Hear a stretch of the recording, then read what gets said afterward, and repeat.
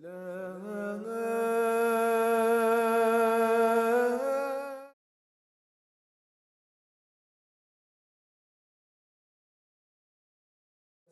start with schedule. First of all, we're going to have Abdullah to recite Quran, and then I'm going to proceed with the talk, and then after the talk there'll be a question and answer session. So please, if you have any questions during the talk, write them down, and we encourage you to ask questions. And yeah, so I think I'll start by inviting Brother Abdullah to come up and recite.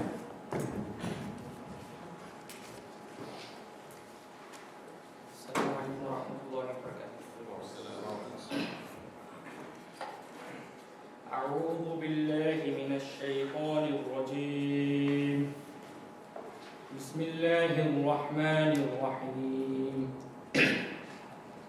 لا يستوي أصحاب النار وأصحاب الجنة. أصحاب الجنة هم الفائزون. لو أنزلنا هذا القرآن على جبل لرأيته خاشعا متصدعا من خشية الله. وتلك الأمثال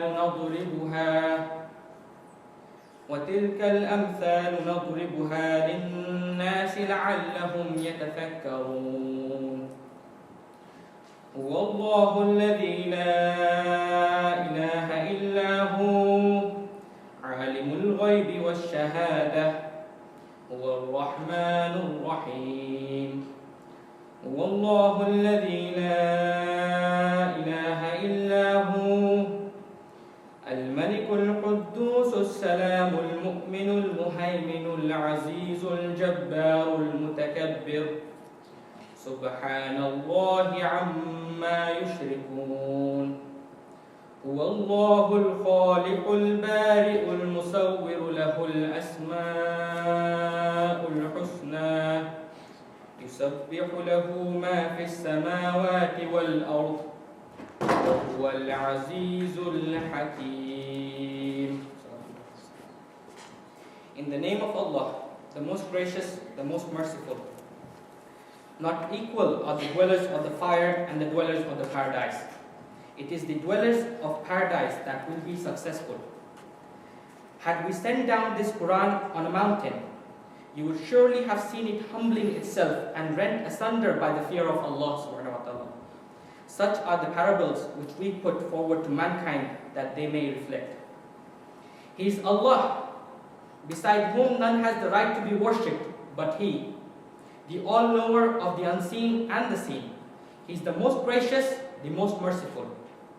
He is Allah, beside whom none has the right to be worshipped but He, the King, the Holy, the one free from all defects, the giver of security, the watcher over His creatures, the Almighty, the Compeller, the Supreme. Glory be to Allah, high is He above all that they associate as partners with Him. He is Allah, the Creator, the Inventor of all things, the Bestower of forms. To Him belong the best names. All that is in the heavens and the earth glorify Him, and He is the Almighty, All-Wise.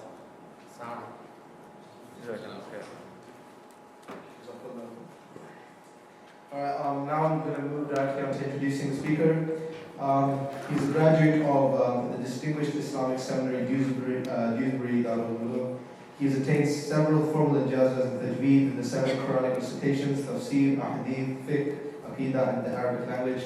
He is part of the Friday Night Live project, which is an interactive, audience-led question and answer program in Leicester, as well as teaching the aqidah course in our very own university.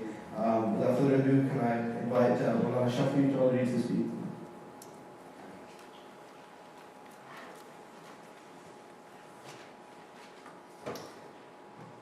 بسم الله الرحمن الرحيم. إن الحمد لله نحمده ونستعينه ونستكفيه ونستغفره ونعوذ بالله تعالى من شرور أنفسنا ومن سيئات أعمالنا. ألا من يهده الله فلا مضل له ومن يضلل فلا هادي له. أشهد أن لا إله إلا الله وحده لا شريك له وأشهد أن محمدا عبده ورسوله وصفيه من خلقه وحبيبه. بلغ الإسلام وأدى الأمانة وجاهد في الله حق جهاده حتى أتاه اليقين. وصلوات الله وسلامه عليه وعلى آله وصحبه والتابعين لهم بإحسان إلى يوم الدين.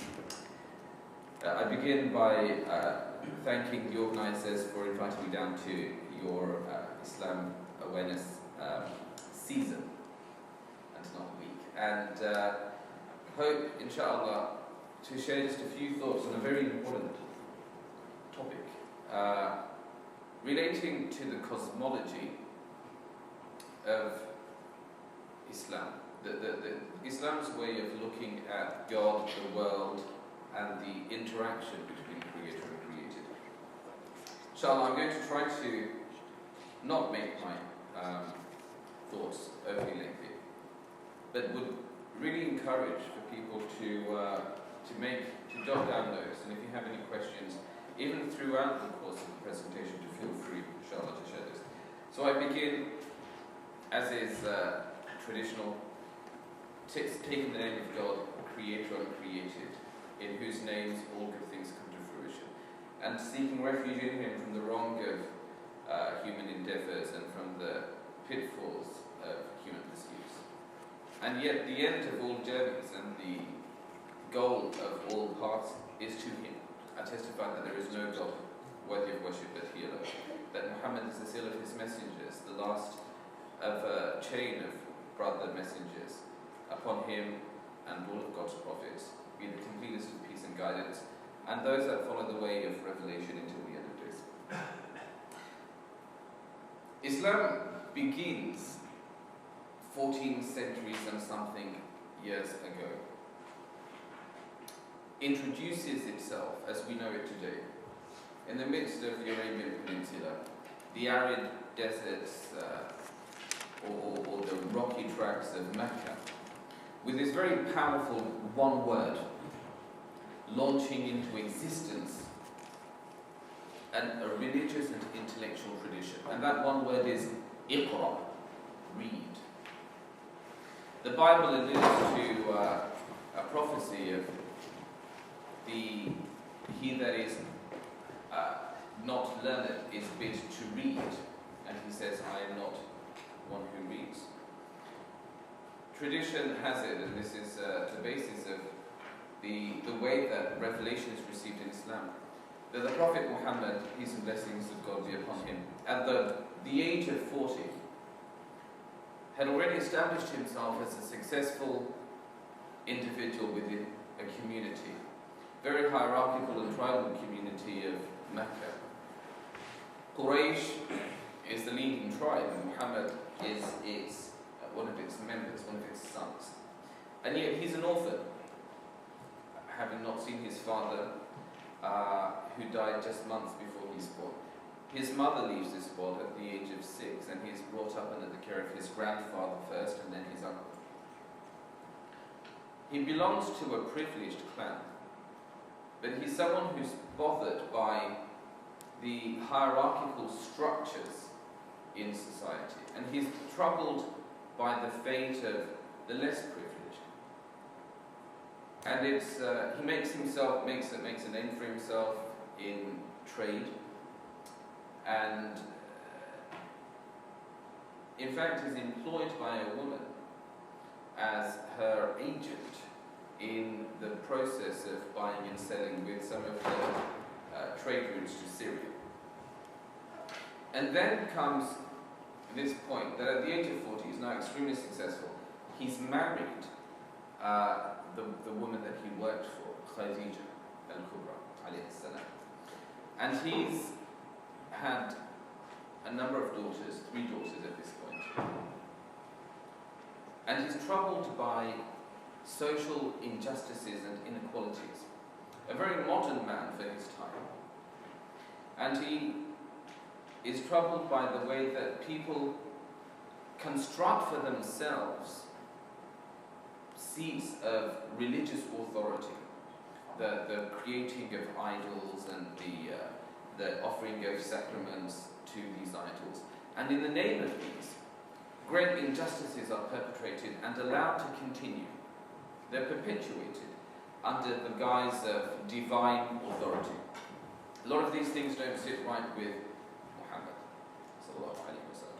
So at the age of 40, he begins to withdraw within himself a little bit. And tradition has it that it's at this point, whilst he's in the cave of Hira, in the mount or the hillock called Jabal al-Nur, where he's taken himself to spend some time in meditation, كَانَ يَتَحَنَّثْ إِلَىٰ رَبِّهِ, where he sees something greater, convinced that what he sees around him is not a reflection of God, but that nothing in creation can escape being from God. He's in this state of withdrawal. And that's when the very first words of revelation, the voice of the divine, first addresses him. Iqra, read. And he says that he faces this great fall before him of light that addresses him with the command, and he is terrified out of his wits. He replies, but I cannot, مَا أَنَا بِقَارِئ, because as an orphan and as a boy growing up in Arabia, he hasn't been to school, he hasn't learned how to read and write. And that's the only thing he can think of to say. And the command is repeated a second time, اقرأ, and then a third time, اقرأ بِاسْمِ رَبِّكَ الَّذِي خَلَقَ. Read in the name of your Lord who created. خَلَقَ الْإِنسَانَ مِنْ عَلَقٍ, created man from a mere droplet. اقرأ وَرَبُّكَ الْأَكْرَمُ, read, and your Lord is most benevolent. الَّذِي عَلَّمَ بِالْقَلَمِ, he that taught by use of the pen. عَلَّمَ الْإِنسَانَ مَا لَمْ يَعْلَمْ, taught man all that he did not know. The first verses of Revelation, this heralds in the birth of Islam, a religious intellectual tradition, and yet, and also of theology, a whole new theology, but very old as well. Islam does not present itself, of course, as a new religion, because such a thing would be absurd. Religions are human constructs. But deen is about an interaction, a way of engaging with that which we find around us. And there's a crucial difference here. The Quran introduces us to the reality that we are, none of us, a blip in time, divorced of what came before and having nothing to do with what comes after. We are a part of a continuum. And Islam, fittingly, does not see itself as a new tradition for that reason. قُلْ لَسْتُ بِدَعًا مِنَ الرُّسُلِ, Muhammad is told to declare in the Quran, say, I am no newfangled messenger. Many, وَمَا مُحَمَّدٌ إِلَّا رَسُولٌ, Muhammad is but a messenger. قَدْ خَلَتْ مِنْ قَبْلِهِ الرُّسُلُ, how many messengers have passed before him? أَفَإِن مَاتَ أَوْ قُتِلَ انْقَلَبْتُمْ عَلَىٰ أَعْقَابِكُمْ. These verses, by the way, were quoted upon the death of God's messenger. 23 years after this, he's now the head of a state. He is the prophet of God on earth. He has the whole of Arabia is listening to his call after being opposed for a long period of time, after being challenged with all that they had in terms of defenses, because people weren't happy with the hierarchical social norms being upset. And now at the age of 63, he leaves this world and people are taken aback. God's messenger could die, he's left this world. Notably, Umar ibn al-Khattab, one of the closest companions, he pulls out his sword. Umar was famous for being someone who often was very passionate. And he pulls out his sword and says, I will take on any man that dares to intimate that Muhammad has died. He has but gone to be with God as Moses went for 40 nights, and he will return, and together he and I will take to task every hypocrite who dares say that he is God. Because in the absence of the messenger, people felt winded.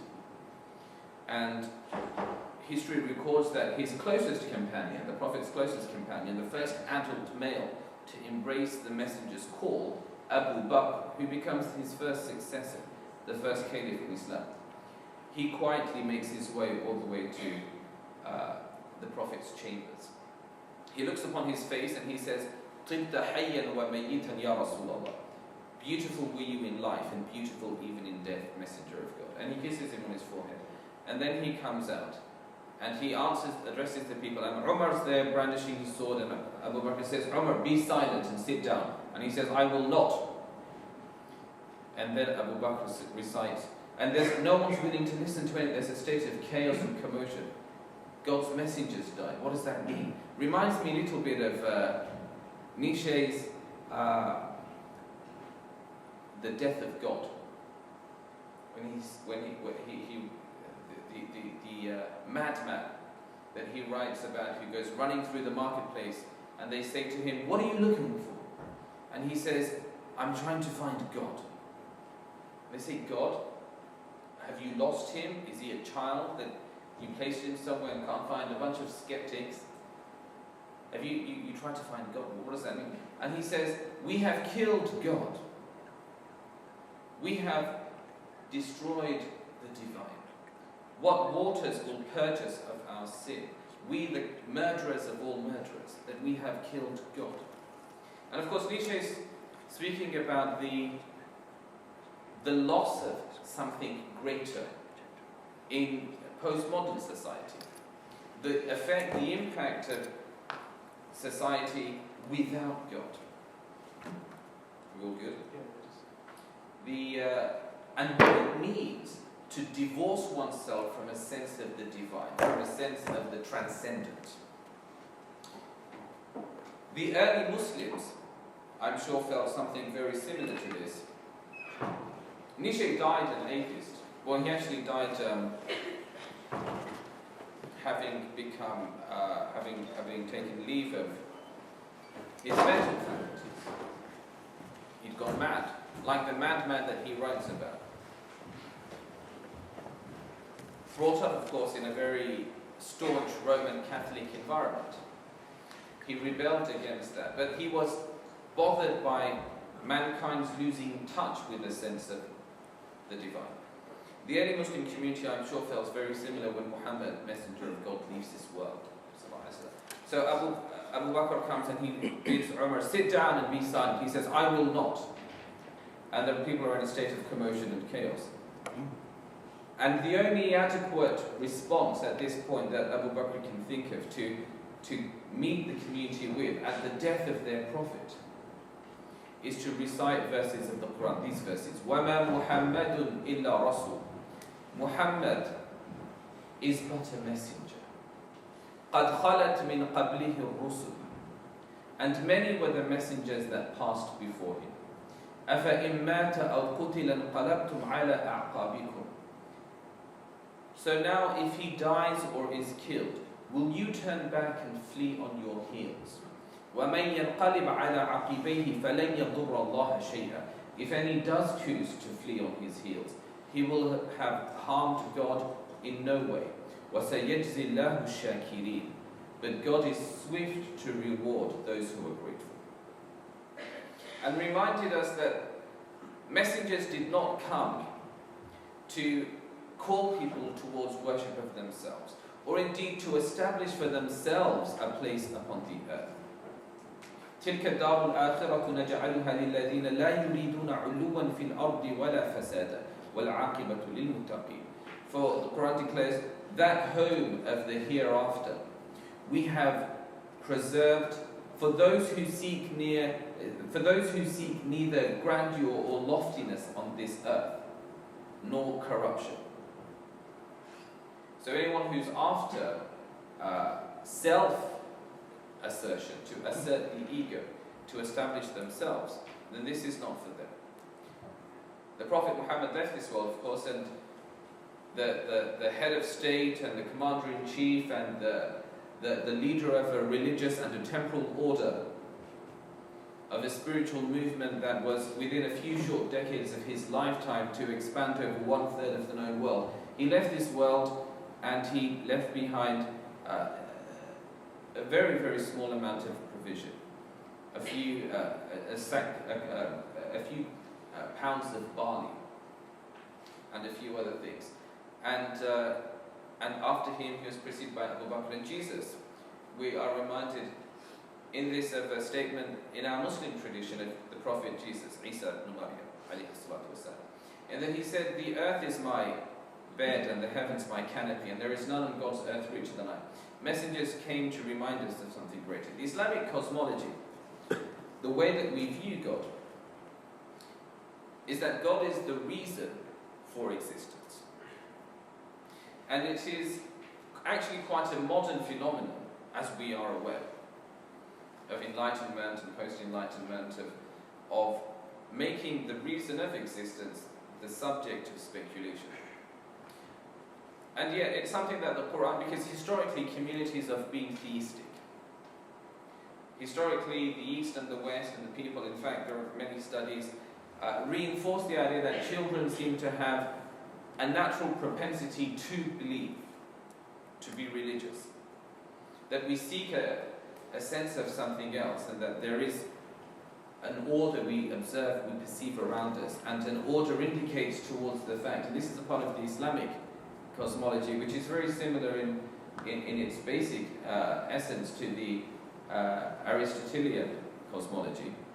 Cosmology being the way that we view the world and our place in it, and the way things have come about, and of course God. So a part of all of that has always been causation. But Islam addresses the idea of a rejection or a questioning, falling into a state of skepticism about the existence of God with the words أَوَلَمْ يَرَ الْإِنسَانُ أَنَّا خَلَقْنَاهُ مِنْ نُطْفَةٍ فَإِذَا هُوَ خَصِيمٌ مُبِينٌ. Does man not consider that it was from a mere droplet that we created him, and yet he becomes now an unashamed adversary? He is a contender. وَضَرَبَ لَنَا مَثَلًا وَنَسِيَ خَلْقَهُ. And he expounds metaphors for us. He uses logical deduction and reductionist methods in trying to understand God. وَضَرَبَ لَنَا مَثَلًا وَنَسِيَ خَلْقَهُ. And he forgets his own creation. قَالَ مَنْ يُحْيِي الْعِظَامَ وَهِيَ رَمِيمٌ. He says, who will give birth, who will give life to these bones again when they have turned to dust? This was the challenge that the Prophet called people towards a God from whom we came and to whom was our return. And for pagan Arabia, this was an absurd notion, that there'd be life after death, that we would be going, that life didn't end with the death of the physical form.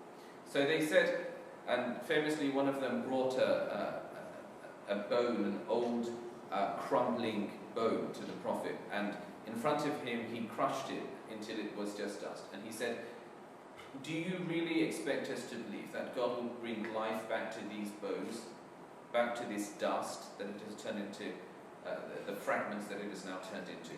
قَالَ مَنْ يُحْيِي الْعِظَامَ وَهِيَ رَمِيمٌ. Who will bring life back to the bones when they have turned to dust? قُلْ يُحْيِيهَا الَّذِي أَنْشَأَهَا أَوَّلَ مَرَّةٍ.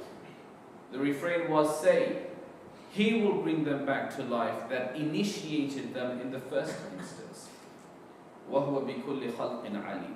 And he is fully knowledgeable of every type of creation. He that could bring you about when you were nothing. And of course, cosmology has never stopped being something we wonder about. Today, the current scientific trend is towards the idea of the Big Bang, the central singularity from which the whole known universe and everything that we know about it, the quarks and the assembly of atoms and molecules which form bodies, all originates. But it all leads us to the same point, that things are, and initially they were not. And he that was able to bring things from non-existence into existence, surely it is no great feat for him to be able to reassemble scattered fragments of that which has already existed. قُلْ يُحْيِيهَا الَّذِي أَنْشَأَهَا أَوَّلَ مَرَّةٍ. He will bring it back to life. He that was able to initiate it in the first instance. for He is fully knowledgeable of all forms of creation. Islam, of course, is a part of the Judeo-Christian monotheistic traditions, which means that it believes in the existence of a singular seat of divinity. But where it parts somewhat from Judeo-Christian rhetoric is in being very, very careful about using human expressions and relating those literally to God. Anthropomorphism, the idea of projecting man onto the grand scale of the cosmos, and there is, here we are on earth, human beings with hands and feet and eyes and ears and intelligence and strength, and there is a great creator up there who put all of this together. And we speak of him often in Christianity and Judaism as he, as the Father, not just he as an accidental pronoun in the absence of a neuter pronoun, but also the Father. And Islam was very careful. The word for father in Arabic is ab. And the Hebrew and the Aramaic is very similar. In Islam we see not ab, but instead Rabb. Alhamdulillahi Rabbil Alameen. Bismillah ar-Rahman ar-Rahim. Alhamdulillahi Rabbil Alameen. The beginning of the Fatiha, the first chapter in the Quran, introduces us to this term. All praise is to God, Lord of the worlds. He's not Ab, the Father, but He is Rabb, the Creator, the Cherisher, the Sustainer, the one that, and Rabb is similar in terms of its etymology to Rabba yurabbi, tarbiyah. In Arabic, the idea of nurturing and bringing up. A mother or father, they are responsible for the tarbiyah of their child, for the bringing up of their child, for caring and providing and lovingly bringing up. So, the idea of Rabb. Now, in being gender neutral, for the purposes of the very gender conscious language that is employed today, Islam, of course, does not impute being the father to God. But something very interesting happens, almost the opposite. God has Inna lillahi tis'atan wa tis'een asman. God has names, 99. And we're told that God is known through His attributes. These attributes are many. قُلْ ادْعُوا اللَّهَ أَوْ ادْعُوا الرَّحْمَنَ. Call upon God as Allah, or call upon Him as Ar-Rahman. أَيَّمَّا تَدْعُوا فَلَهُ الْأَسْمَاءُ الْحُسْنَى. Whatever you choose to use to call upon Him, to Him belong the most glorious of names, the most beautiful names.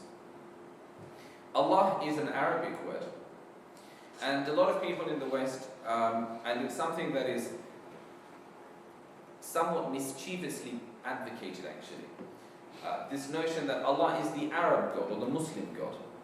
Anyone who's at all familiar with the language will know that Christian literature, Jewish literature, and Christians and Jews from the Arab world refer to God as Allah. If you open the Bible in Arabic, the first words of Genesis are Fil bad'i khalaq Allah. In the beginning, God created. And you see the word Allah, Fil bad'i khalaq Allah. Allah simply is it is made of the definite article al, which means the, and ilah. And ilah means God. Ilah is very similar to the Hebrew Elohim, and Eli lama sabachthani, as Jesus, the New Testament tells us, he says when he's being put to death on the cross.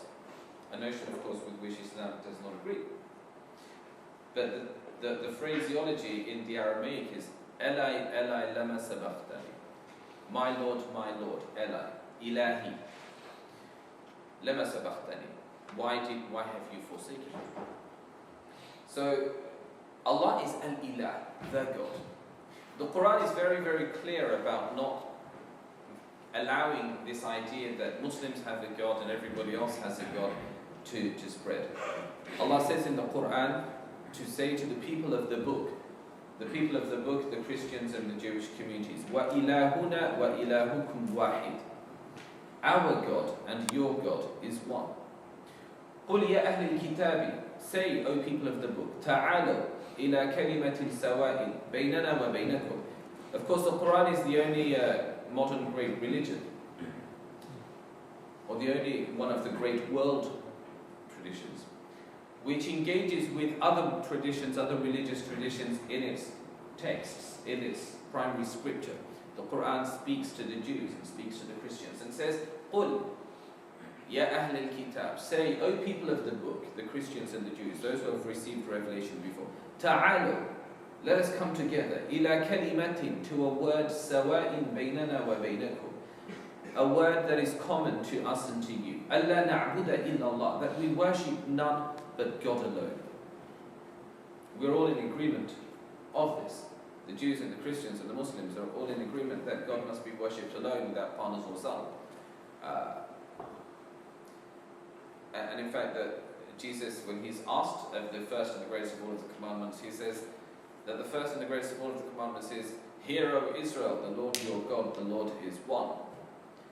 And he makes reference to the commandments, which continues with, that thou shalt take no graven image, and also that you love your neighbor as you love yourself. So, Allah is not a term that is specific to God alone, but He has many names. Allah simply means the God. So God with a big G, as opposed to a small g.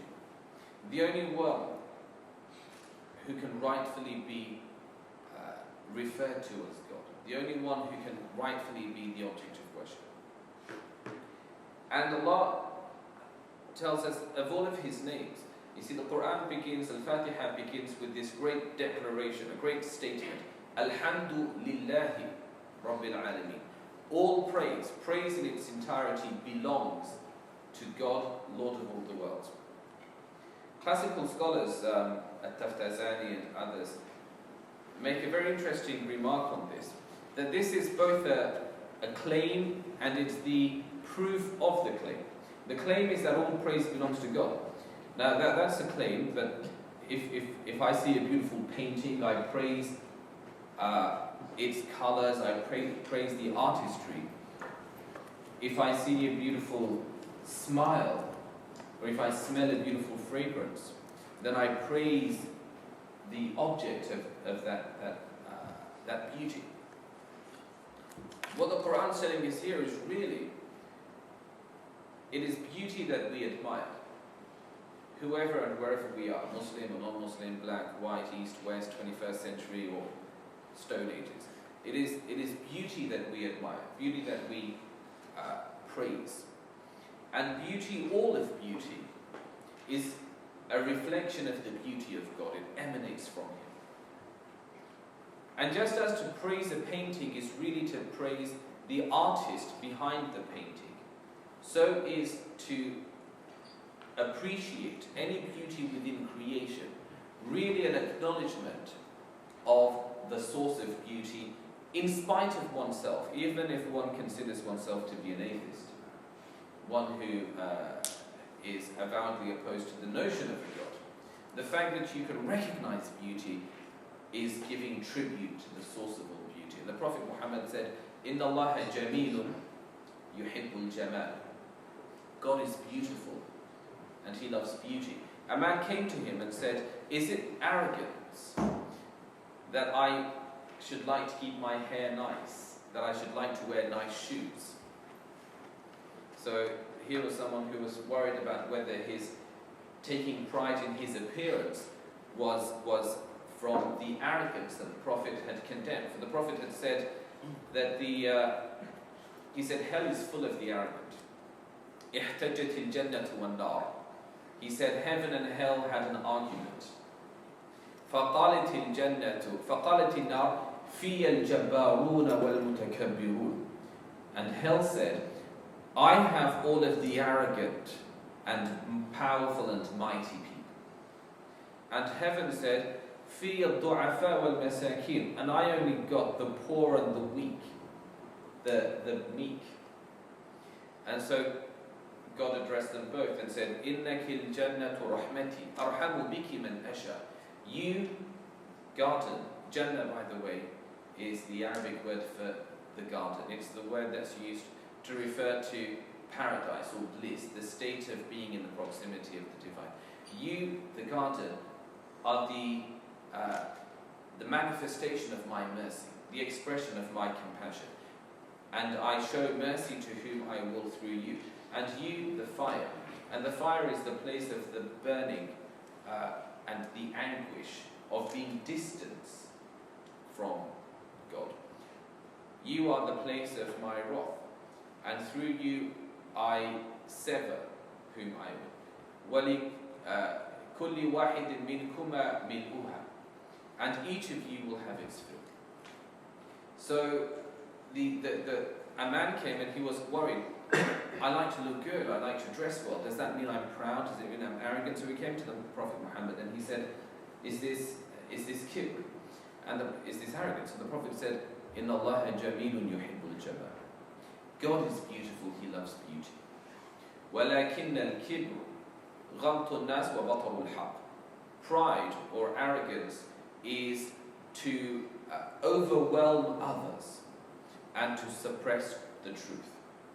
To deny one his due, his right, and to be overbearing and oppressive towards others. That is the kibr that God dislikes. So the Quran introduces us to this idea that God is not a person in the sense that the Judeo-Christian traditions introduce us to. He's not the father that is engaging with his creation as the father does towards his creation. However, to him belong the most beautiful of names. And everything that is beautiful is really a reflection of his beauty. And so the Quran says, to God belong the most glorious names. Call upon Him with those. Whether you call upon Him as Allah, God, or you call upon Him as Ar-Rahman, which means the most merciful, you call upon God. The Prophet Muhammad came upon a man who was in the throes of death. Or just before that, he was very sick. He was on his sick bed. And he was groaning quite loudly, out of pain. And somebody who was there with him became annoyed at hearing this, the man's incessant groanings. And he said to him, can't you quieten it down a little bit? And the Prophet said, دَعُوهُ فَإِنَّمَا يَدْعُو رَبَّهُ.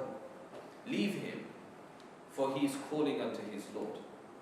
And so he taught us that any expression of reaching out, even when it's in an unintelligible word, is really calling out to something that we know inherently within us is where we return.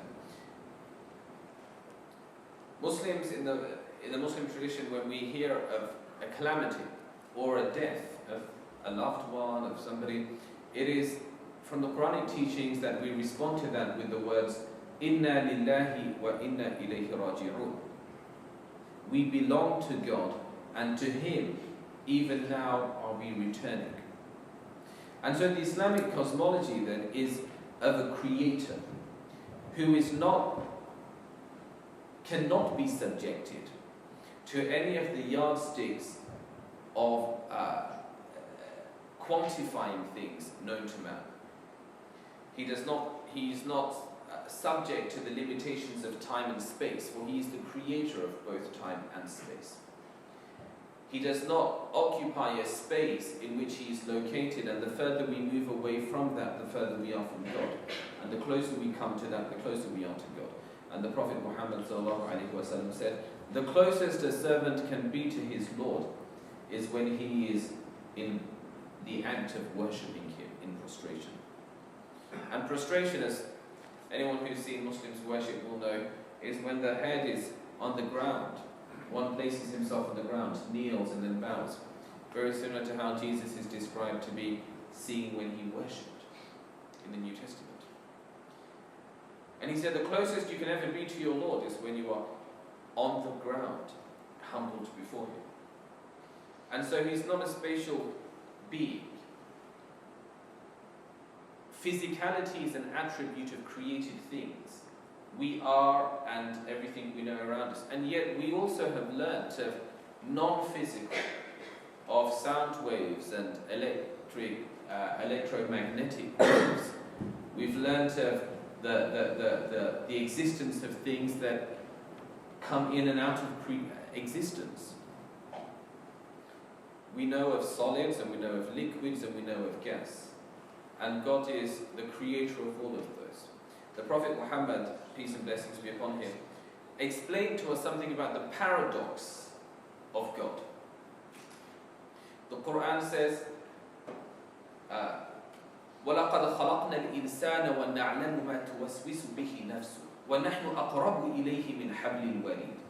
It is we that created man, and we know what his soul whispers to him, and we are closer to him than his jugular. The jugular vein, which is responsible for maintaining our consciousness. So he's closer to us than our own consciousness. The Quran further says, وَاللَّهُ يَحُولُ بَيْنَ الْمَرْءِ وَقَلْبِ. It is God that comes between man and his own heart. And so the Prophet, peace and blessings of Allah be upon him, he would call unto God as being, Allahumma anta al-awwal, falaysa qablaka shay. Lord, you are the first and there is none before you. Wa anta al-akhiru falaysa ba'daka shay. And you are the last and there is nothing after you. Wa anta al-zahiru falaysa fawqaka shay. And you are the most manifest, the nearest, and there is nothing above you. There is nothing closer to me than you. وَأَنْتَ الْبَاطِنُ فَلَيْسَ دُونَكَ شَيْءٍ. And you are the innermost, at once the nearest and the most remote, and there is nothing other than you. There is nowhere that you are not, and there is nothing closer to me than you. And so, the idea of a creative force, Imam al-Ghazali, one of the great minds in Islamic theology and philosophy, almost known as the father of orthodoxy in terms of his work on Islamic theology. He often, there are two sort of opposing ideas of how God engages with creation. Did God create creation and then allow creation to then allow this to run? Gravity, matter, gravity, and then allow things to form after that? Or is it like watching a film and every single still is created independently by God? Which is the idea of the occasionalism. Every single instance is independently created by God. We are here right now, and He created us.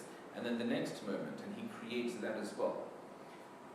And these are interesting contesting ideas. And actually, whilst the first, the idea of causation, is one that is more Aristotelian and perhaps one that is more observable, a phenomenon. We look at the universe expanding, or the fact that things seem to be getting further away and conclude things started from a single point.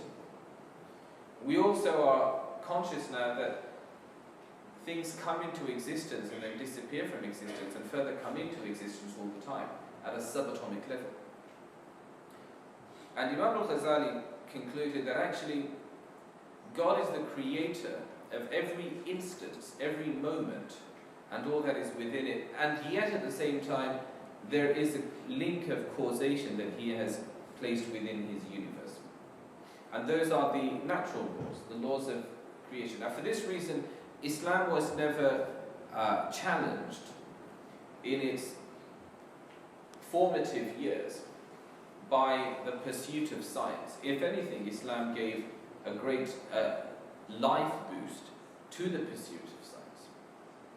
It's not an accident that many of the great astronomers and physicians and scholars of alchemists who become chemists, and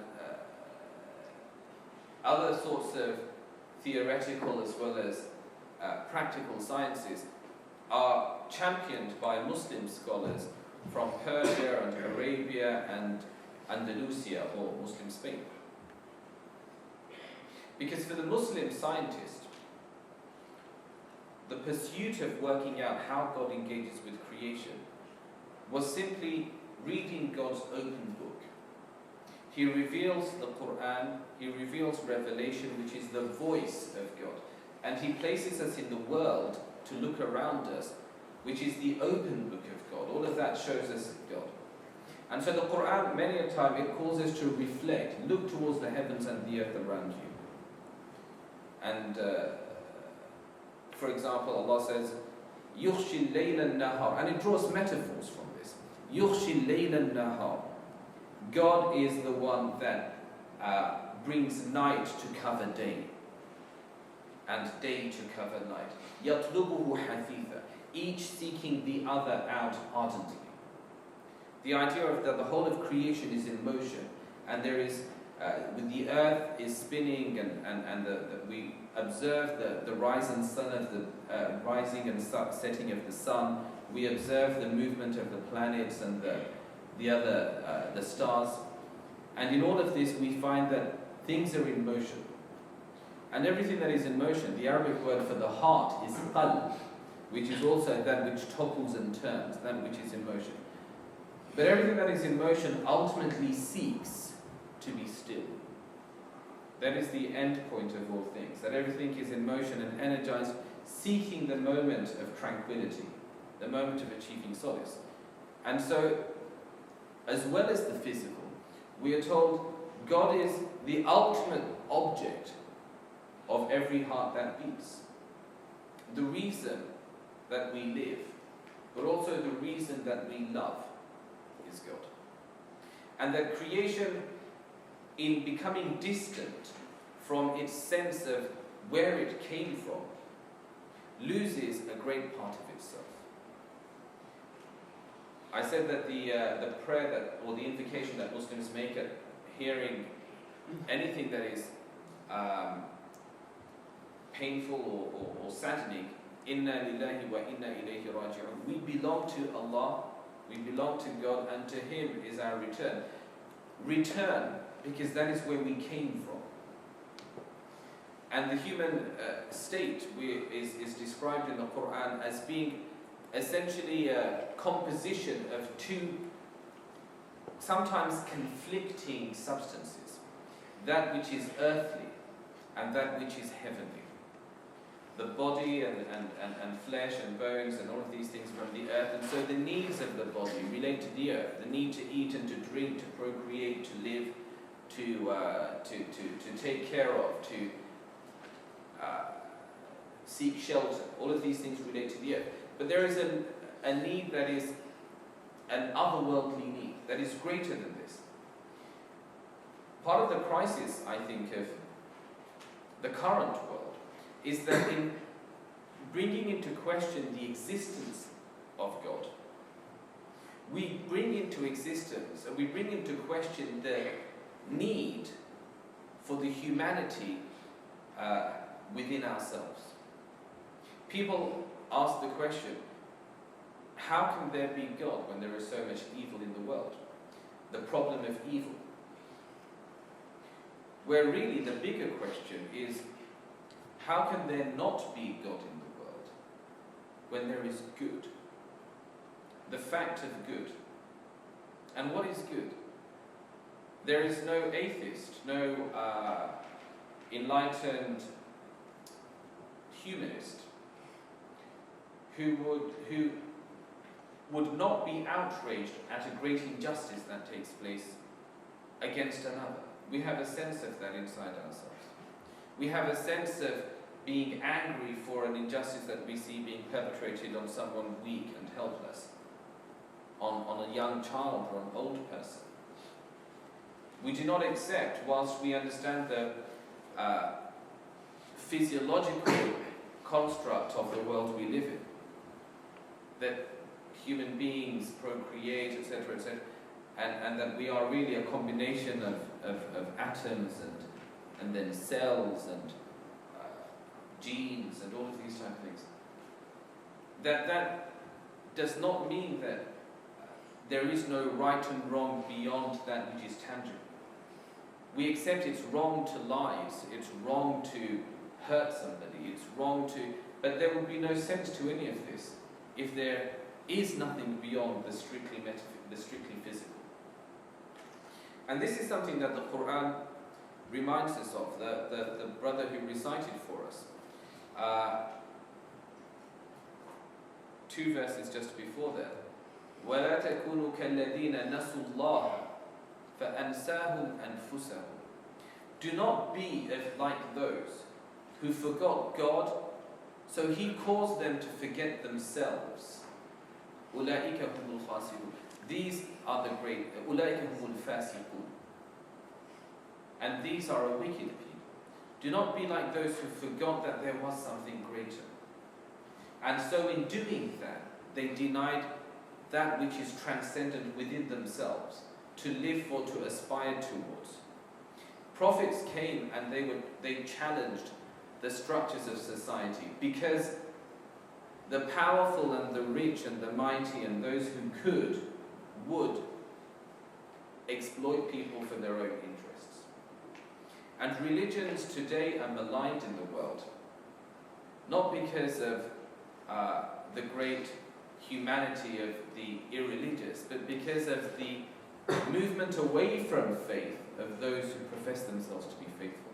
The lack of religion in the religious, or the reductionism through which religion or faith is now limited to a certain observance, the observance of a certain set of rituals, of practices, of paying respect or deference to certain moments of sanctity.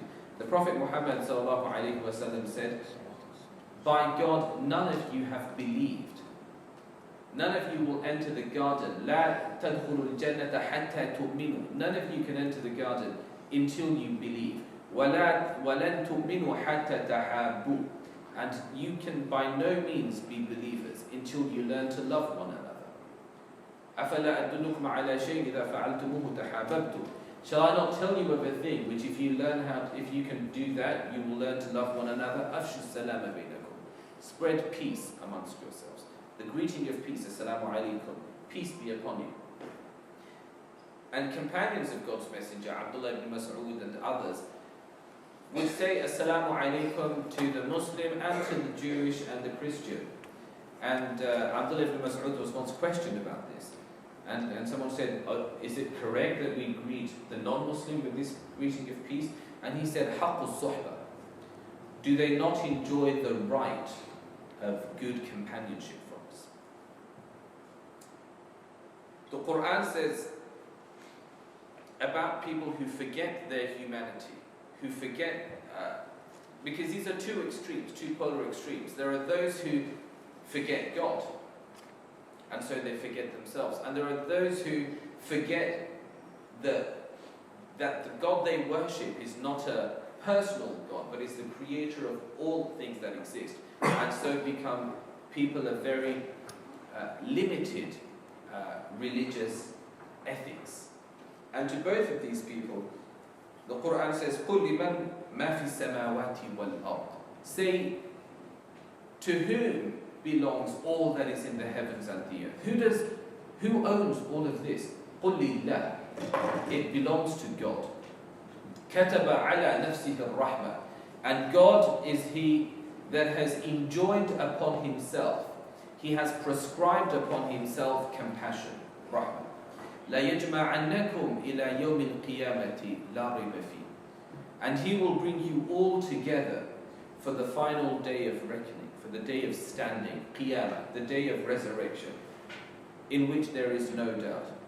And then Allah says very interestingly, الَّذِينَ خَسِرُوا أَنفُسَهُمْ فَهُمْ لَا يُؤْمِنُونَ.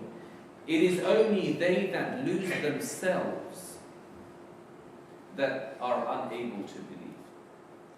To deny that which is greater, and that we live and we breathe and we are and we were not, and that we are not free to exploit these powers that we have, the strengths that we have, without thought to virtue or value, without thought to helping those around us. To lose sight of all of that is losing sight of God. And that is the inability to believe in something greater to live for. I began by mentioning a little bit about the background into which the Prophet Muhammad was born. It was a time of great injustice, in a way that today we like to believe we have now moved away from these things. The injustices of slavery, of the slave trade, the injustices of mass oppression against women, the injustices of tribal warfare, and all of these type of things. But perhaps in the current climate that we live, we can see that the Prophet Muhammad and his message is really one that is as relevant today as it was 14 centuries ago. And I'd like to conclude, inshallah, with just a few verses from Surah Al-Balad. And Allah Azza wa Jalla says, addressing the Prophet in Mecca, as a free man who had privileges in Mecca, Allah says, لا أقسم بهذا البلد. I swear and bring you to witness by the sanctity of this town. وأنت حل بهذا البلد. And you, a free man within this town. ووالد وما ولد. And by the sacred relationship between the father or the parent and that which he begets. So there are three oaths that God takes here. The sanctity of living in a community, a structured society. The privilege of freedom within that.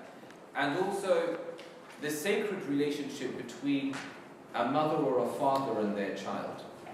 Allah says, لَقَدْ خَلَقْنَا الْإِنسَانَ فِي كَبَدٍ. It is in a state of turmoil that man is created. Man is born into hardship and difficulty. From the difficulty that the mother endures at the point of conception, or at the point of, during the formation of a child, the life within her womb, to its delivery. Allah says, وَهْنًا عَلَى وَهْنٍ. She carries the child with pain or debilitating weakness upon weakness. حَمَلَتْهُ كَرْهًا وَوَضَعَتْهُ كَرْهًا. She carries the child with great pain, and she delivers the child with great pain. So Allah says, لَقَدْ خَلَقْنَا الْإِنسَانَ فِي كَبَدٍ. In a state of hardship did we create man. أَيَحْسَبُ أَن لَّمْ يَرَهُ أَحَدٌ. Does man truly believe that none can see him? يَقُولُ أَهْلَكْتُ مَالًا لُبَدًا. He says, I have squandered great wealth.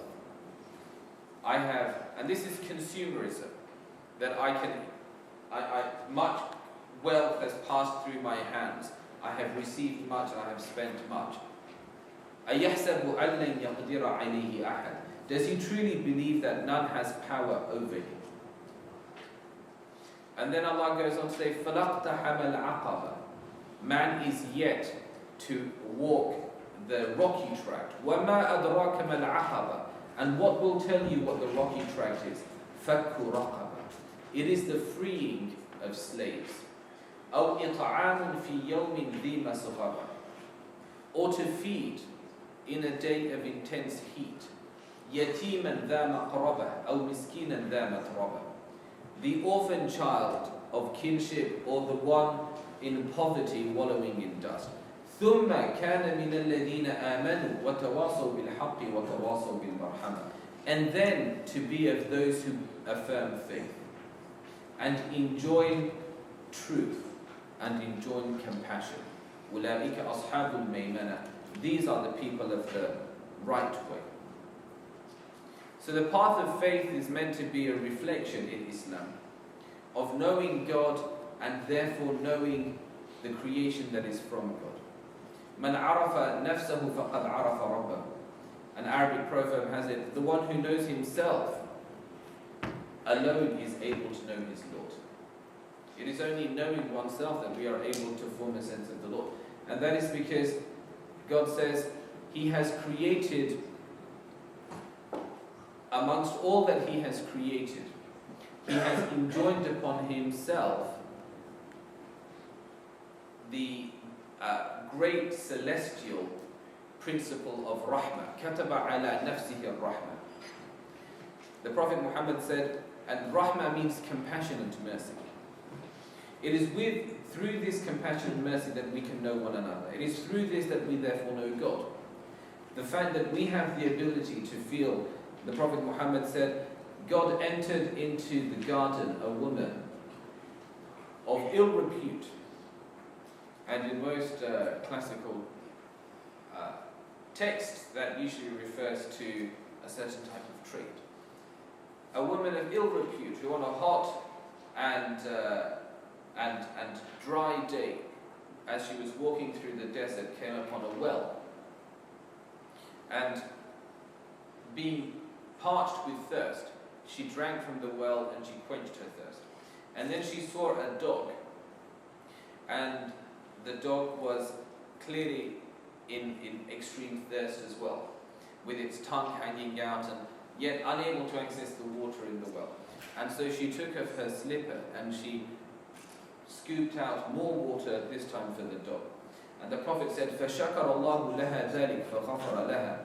God appreciated this from her, and so He forgave her.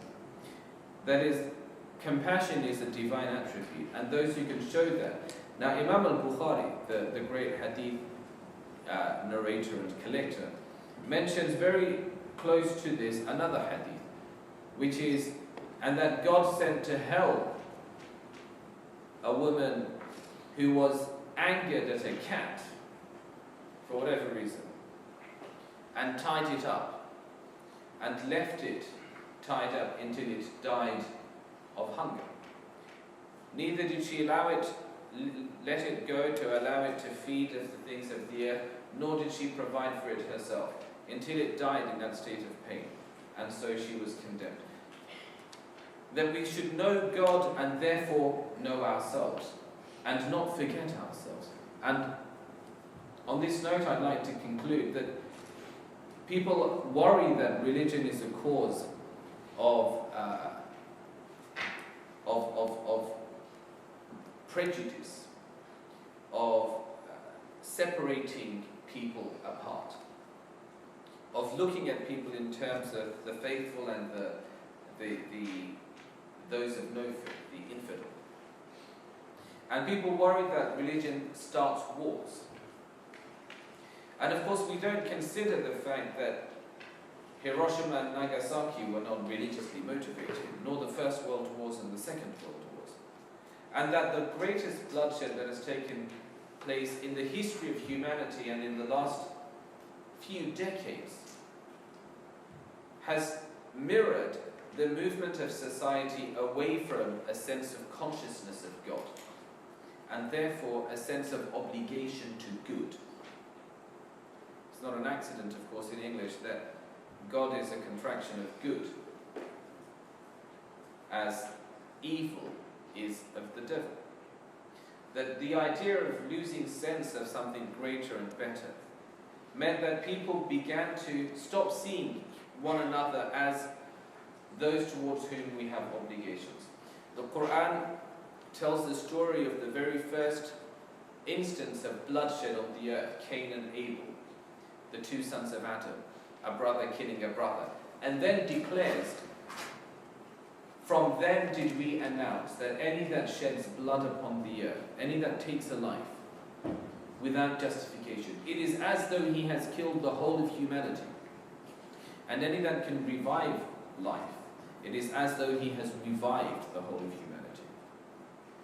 And the reason for this very grandiose statement, to save one life is to save not one life but the whole of life itself, is because, and to end a life is not to end one life but to destroy the whole of humanity, is because it is in the way that we engage with one another that we destroy or salvage our own humanity, in the way that we present it before God.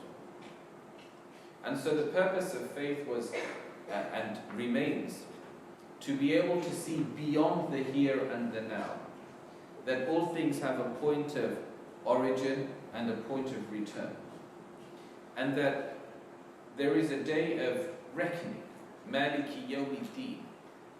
The same word as the word for religion in Islam. Deen is often translated as religion, and Deen is the day of reckoning, meaning it is a part of an interaction that we receive from God here, and we are answerable before God then. And that all of the people of the world, the black and the white, and the from the east and the west, of every color and creed and every form of distinction with which we differentiate, are the children of one set of parents and the creation of the same God. And in this, the cosmology of Islam is the relationship between creator and created, and the relationship between the created and the fellow created. I'd just like to end really with something that I learned from a Jewish rabbi. A story about a mother who took her child to a doctor. And the poor child was handed over to this doctor who, in a white coat, very frightening figure, who pulled out a needle and stabbed that into the child's arm. And of course the child, as can be expected, screamed and wailed. And after doing that, reached for mum and clung to her breast. And yet it was mum that handed the child over to the doctor in the first instance. And yet after the pain and the horror of this experience, it's only mum that the child flees back to. Unable to understand what's going on, why she'd do this to me, whatever have I done to deserve such a thing. But it knows that the mother that presented me to this is still the only place of solace, of comfort, of security. And this traditionally has been the way that humanity, that religious traditions have looked upon the challenges and the tribulations of life. The Prophet Muhammad said, "How amazing is the affair of one who has faith." How amazing is that worldview? Why? For all affairs, everything that happens to him is ultimately good. For if a harmful, if a pleasing thing happens to occur, in asabathu sarra, if something good and pleasing occurs, shaka, he responds with being thankful to God. فَكَانَتْ خَيْرًا لَهُ, and so it becomes great good for him. And if something painful or hurtful comes his way, he responds sabr, with patience. And so that too becomes great good for him. So how wondrous is the affair of the believer? Everything that happens to him is good. What the Prophet's telling us in this is that really the interplay between good and bad and up and down and having a happy day and a bad day is really an interplay with creation, between creation and creator. These are the days, Allah says, وَتِلْكَ الْأَيَّامُ نُدَاوِلُهَا بَيْنَ النَّاسِ. These are the days that we give to men to enjoy in turn. There are good days and there are bad days. There are days of happiness and there are days of suffering. And through all of these, we come to know God. Through all of these, we come to find our way back to God. The Prophet Muhammad said, if it were told to me that I could have the mountains of Mecca turned into gold, and he said this at a point of hunger and poverty, and somebody said, "Oh, Messenger of God, why don't you pray to God to grant you riches? For surely the Byzantines and the Byzantians and the Persians enjoy great wealth on this earth, and you are God's messenger, and why must you suffer pain and poverty?" And he said, if it were told to me that I could have the mountains of Mecca turned into gold, to travel with me wherever I go, I would say, no, my Lord. But I prefer that I should eat one day and go hungry the next, that I may be thankful to you the day that I eat, and praise you and worship you, and that I may be humbled before you and weep at your door when I am hungry. That it is through the interplay of happiness and sorrow. And I think people make a big mistake. Sometimes a materialistic worldview is one that tells us that it's pleasure we must seek, self-gratification. And so we say, how can there be God when there is so much harm in the world? Because people can confuse happiness with the pleasure, the goal or object of existence. Happiness and sorrow are really two sides of the same coin. There's good and there's bad, there's happy and there's sad, and each of these have to go in turns, as there's day and night. The object is not happiness in itself, nor sorrow. The object is receiving each of these in the worldview of faith traditions. To be able to see God through those. To use each as a moment of coming towards God. When the Prophet's grandson died, he held her, granddaughter, he held her in his arms, and they saw him weeping, and they said, "You weep, and you are the Prophet of God." And he said, "This is mercy. These are the signs of mercy and compassion that God places in the hearts of his servants. But while the eye sheds tears and the heart grieves, this tongue will not say anything that is displeasing to the Lord. For it is from God that things come, and to him that they must all return." And so happiness and sad and good and bad and up and down are the tribulations through which we have occasion to know God. And Allah says, وَجَعَلْنَا بَعْضَكُمْ لِبَعْضٍ فِتْنَةً. We have made you all tests one for another. You are a means of testing one another. And so the poor man tests and challenges us who have food to eat, who have clothes to wear, whether we rise in humanity or whether we bury a part of our humanity as we turn away from him. And the disabled and the stricken, in all of the different forms. These are challenges and trials through which we interact with one another in seeking God. I hope that you have questions and things that we can engage in further. And I'd like to thank you very much for being such a very good audience. Thank you very much.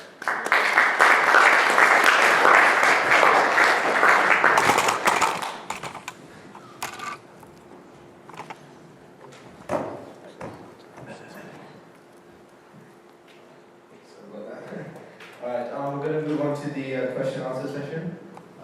If you have a question, just raise your hand and ask. Any questions?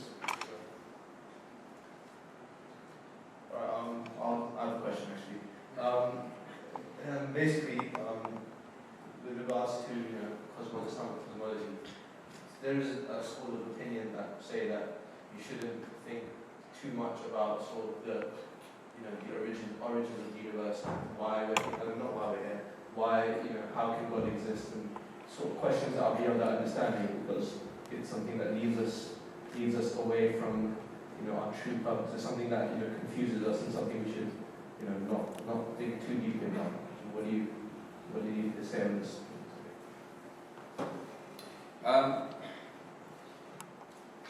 There's a hadith in Sahih al-Bukhari in which the Prophet, which is the most relied upon work of prophetic sayings, traditions of the Prophet Muhammad sallallahu alaihi wasallam, in which he said, people will not cease questioning. لا يزال الناس يسألون حتى يقول أحدهم هذا الله خالق كل شيء فمن خلقه. People will not cease to question all things until somebody one day says, this is God, creator of all things, then who created God?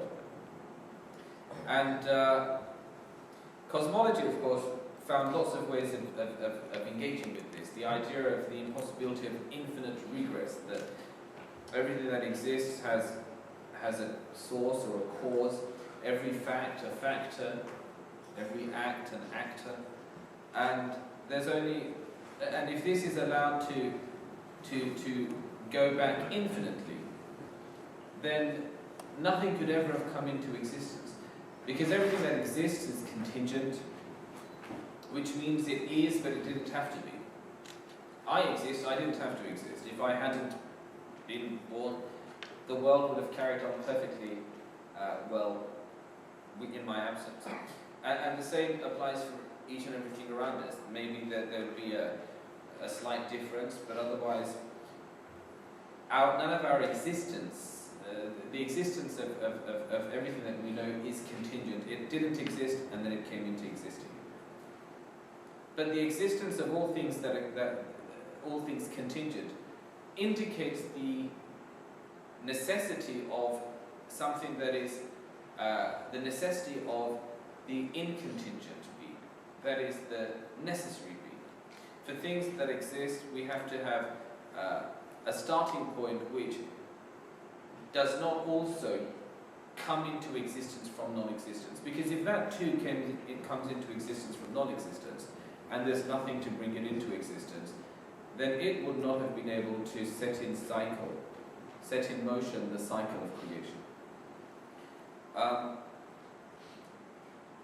For the people of faith, not asking questions about God is actually, I think, quite detrimental to our development in faith. A lot of scholars, and I think this is confused with something that Imam Malik said when he was asked in reference to a verse of the Quran that God created the heavens and the earth and then he ascended onto the throne of majesty. And somebody said, well, what does that mean? Does God occupy a seat up in the heavens somewhere? And Malik said to him, you know that God has said what he has said. But how that applies to God can not be known to us. God is ultimately the ineffable. That we can only go so far in grappling with how we understand. We as human beings have a need to relate to everything we know within the framework or points of reference of our own experience. So we occupy a certain place in time and space, and we're unable to fully consider something that is free of all of those things. So he said, you know that God has said what he has said, and you are wholly unable to appreciate the truth of that. Affirming faith in the truth of God's words is the obligation. And probing into the how of things is an innovation. And what he means by that is, we don't consider that God created things in the way that we human beings go around and make things. And yet at the same time, God speaks to us in a language that we can understand. We shouldn't make the mistake, though, of subjecting God to the same physical examination to which human beings are subjected, because he is above time and space. So really there is no relevance to ask, did God, for example, create the heavens and the earth? The Quran simply says he created the heavens and the earth in 6 days. And the Quran then says, وَإِنَّ يَوْمًا عِنْدَ رَبِّكَ كَأَلْفِ سَنَةٍ مِّمَّا تَعُدُّونَ. And a day with your Lord can be as 1,000 of your years. And in a place, يَوْمًا كَانَ مِقْدَارُهُ 50,000 سَنَةٍ. A day whose measure is as 50,000 years. And so it's telling us about the relativity of time, not 6 periods of 24 hours, because that's an Earth day. That's how long it takes for the planet Earth to spin, to rotate once fully on its axis. But a day with God is something. So we have words, and that's really where the similarity stops. And so there's only so far. But that is for the laity, for people of faith, in relation to the essence of God. As about the nature of God and the way he interacts with his creation, that is certainly something people should always with.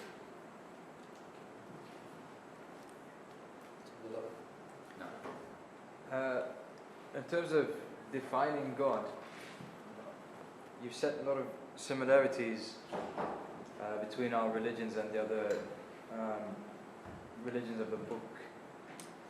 Why then do we differ? Where do the differences come in? Theologically, Yes. there are theological differences. If we read the Old Testament, you see, the Quran says, and the Prophet Muhammad sallallahu alaihi wasallam, he said about the traditions that came before. He said, لا تصدقوا أهل الكتاب ولا تكذبوا. Do not uncritically accept everything that the people of the book relate to you. That is the Christian and Jewish communities and their religious traditions. Don't uncritically accept all of that. ولا تكذبوهم, and nor categorically reject what they have to say. Because the Quran maintains that revelation has always been sent through individuals to illuminate the journey that human beings have to undertake in this world. Except over the process of time, the passing of time, changes are made, interpolations, people extrapolate from a human perspective certain things and then attribute those to God. We find God wrestling in the Old Testament. I forget who he wrestles with. Jacob. It was Jacob wrestling with God. Or Jacob wrestling with God. And God is and it's quite a contest from the language that's invoked. So now, and then the idea, of course, that God created the heavens and the earth, and then He rests on the seventh day. That God is, in many ways, a very human kind of perspective. And then, of course, in the New Testament, we have God making the ultimate transition in becoming flesh, becoming man. Islam maintains that there is always a difference between creator and created. That the creator is that the one that all messengers worshipped, the one that Jesus himself worshipped, the one that the prophets before him worshipped, and that they all called towards there being only one God. And that God is, the Prophet Muhammad was with his companions and they were going for battle, and people in battle as a sort of rallying cry and for a bit of morale boosting, but really a bit of an expression of the ego, began to call out very loudly, Allahu Akbar, which we see a lot of today. And that's a bit like religion turning into football hooliganism. This chants. And the Prophet said, lower your voices. خَفِّفُوا أَصْوَاتَكُمْ. For the one you're calling is neither distant nor deaf. And if you call unto God and it's for God, then it's done gently and with meekness. But if you call unto God and it's loud and angry, then really it's in asserting the ego more than it is. It's my God, not your God, and we're coming from.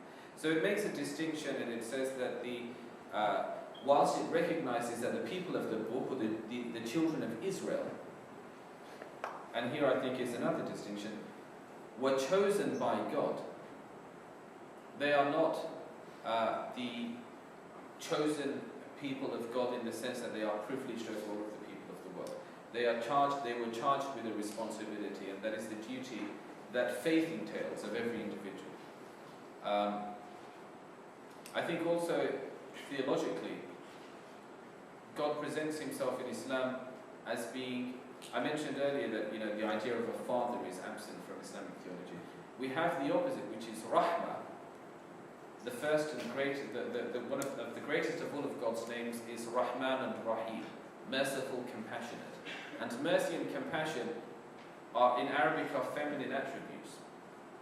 In fact, there's a hadith as a great metaphor. The Prophet said, when God created the womb, the word for womb in Arabic is Rahim, which is derived of Rahmah, compassion. When God created the womb said, what is there for the one that hurts me?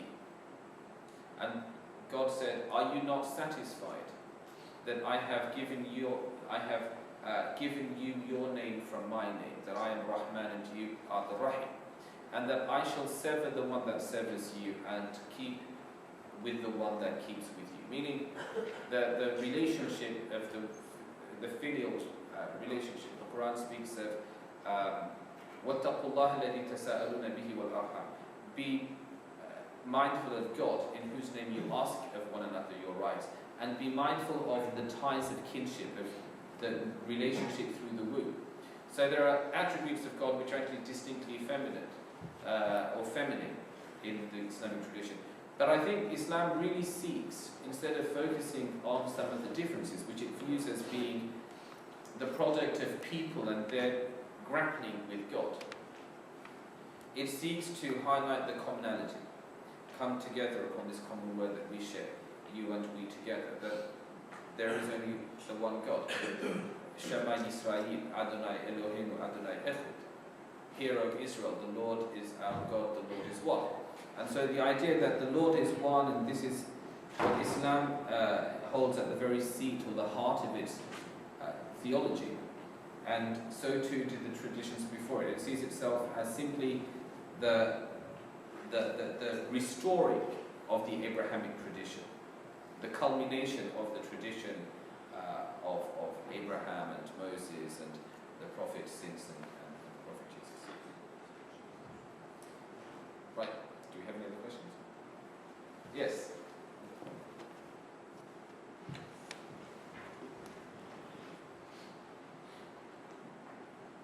I would like to ask, what happens when Western education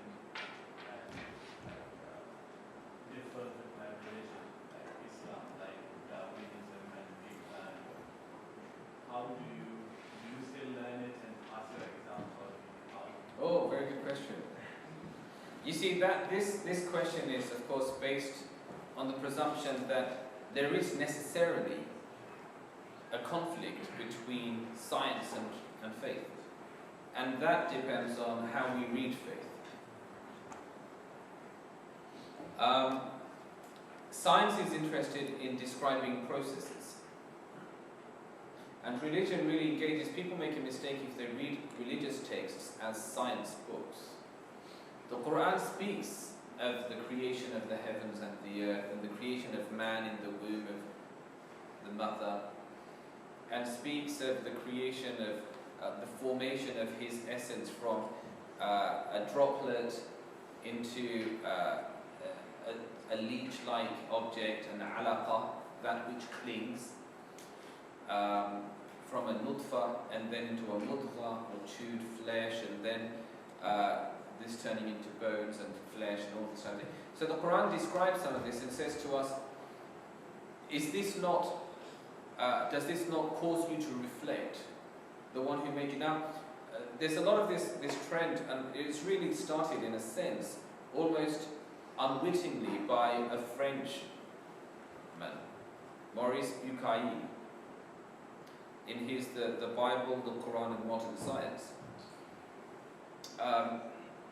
And he looked at many of these verses of the Quran and noted correlations between that and what we know as the process of the creation of embryology, the development of the embryo. And said, well, and a lot of Muslims said, wow, that is an amazing fact of science, that, or amazing truth that the Quran could not possibly have been privy to, or the Prophet Muhammad, 7th century man, couldn't have known, and it's in the Quran, and so therefore. But you see, what's interesting is that the Quran was speaking to 7th century man.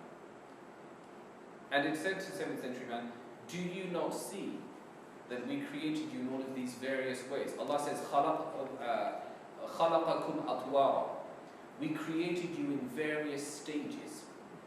Allah says, do they not see that the heavens and the earth were all together and we cleft them apart? Now scholars say, maybe that's an indication to the Big Bang. The heavens and the earth were all together and now it's been exploded and things have. And وَجَعَلْنَا مِنَ الْمَاءِ كُلَّ شَيْءٍ حَيٍّ. And from water we created every living thing. A long time before people knew about the constitution of the cell and the fact that up to 70% of our bodies are made of H2O. There's no way of knowing this, and this is no way, we don't look like we're made of water, and yet.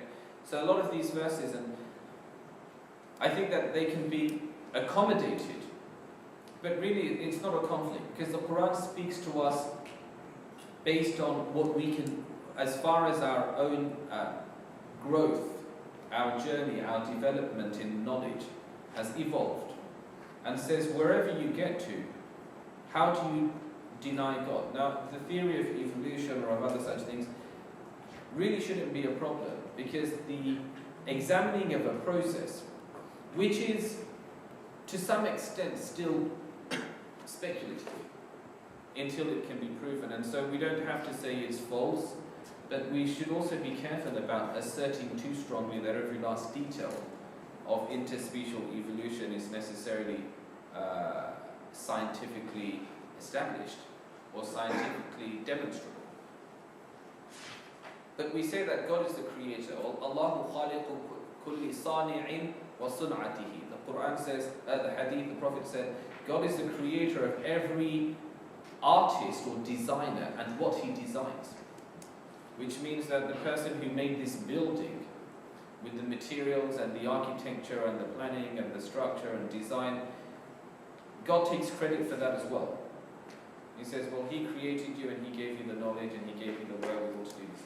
So we don't see that there has to be an inherent conflict between a process that's described and whether or not there is something that gives meaning and reason and ignites the spark of consciousness within creation.